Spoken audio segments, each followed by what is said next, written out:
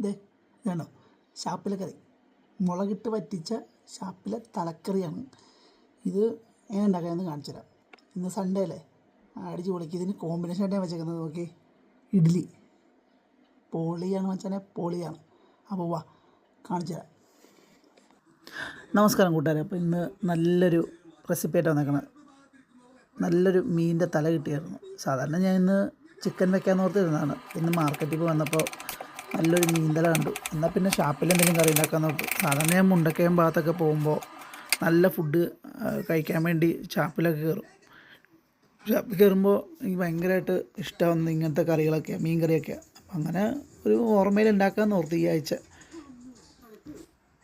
എങ്കിലും നല്ല അടിപൊളി കറി ഉണ്ടാക്കാനായിട്ട് ഞാൻ ശ്രമിക്കാറുണ്ട്. ഞാൻ അത്ര വലിയ കുക്കൊന്നുമല്ല, എങ്കിലും എല്ലാവരും പറയും എല്ലാ ആഴ്ചയിലും മീൻ എന്തെങ്കിലുമൊക്കെ ഉണ്ടാക്കാറുണ്ടല്ലോ. എന്താണെന്ന് വെച്ചാൽ നമ്മൾ ഈ പ്രവാസ ജീവിതത്തിൽ ഇങ്ങനെ എന്തെങ്കിലുമൊക്കെ ഉണ്ടാക്കുമ്പോൾ എല്ലാവരും ആശ്വാസം. പിന്നെ ഒന്നും നോക്കിയില്ല, നല്ല കുടംപുളി നാട്ടിൽ നിന്ന് കൊണ്ടുവന്നിട്ടുണ്ടായിരുന്നു. അതിട്ട് വറ്റിച്ച് തിളപ്പിച്ചങ്ങെടുത്തു. കുറച്ചു നേരം ഇരിക്കട്ടെ എന്ന് ഓർത്ത് അവിടെ വെച്ച്. ഞായറാഴ്ചയല്ലേ, വീട്ടിലെ കുറച്ച് പണികളൊക്കെ ഉണ്ടായിരുന്നു. അതൊക്കെ തീർന്നു വരുമ്പോഴേക്കും തലക്കറി ആവുമല്ലോ ഓർത്ത് അവിടെ വെച്ചിട്ട് പോയി. പിന്നെ ഇതിൻ്റെ കോമ്പിനേഷനായിട്ട് എടുത്തത് ഇഡ്ഡലി കേട്ടോ. നല്ല അടിപൊളി കോമ്പിനേഷനാണ്. ട്രൈ ചെയ്യണം എല്ലാവരും. അപ്പോൾ എല്ലാവർക്കും നല്ലൊരു വീക്കെൻഡ്. ഇതിനൊരു പീസ് നമുക്ക് കഴിച്ചു നോക്കാം.